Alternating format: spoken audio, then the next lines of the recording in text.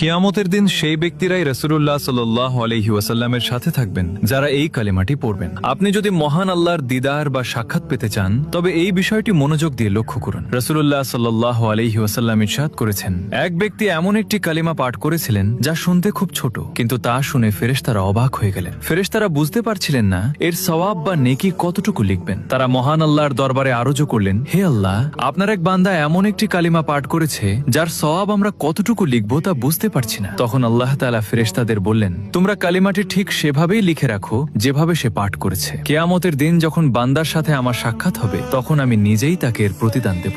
সুবহানাল্লাহ। সেই মূল্যবান কালিমাটি হলো, ইয়া রব্বি লাকাল হামদু কামা ইয়ানবাগি লিজালালি ওয়াজহিকা ওয়া আযীমি সুলতানিকা। অর্থ, হে আমার প্রতিপালক, আপনার সত্তার মহিমা এবং আপনার রাজত্বের বিশালতার জন্য যেমন প্রশংসা উপযুক্ত, আপনার জন্য ঠিক তেমনই প্রশংসা। আর আপনি যদি মুসলিম হয়ে থাকেন এবং ইসলামিক ভিডিও দেখতে ভালোবাসেন তাহলে হালাল বাণী ইউটিউব চ্যানেলটি সাবস্ক্রাইব করে দিন।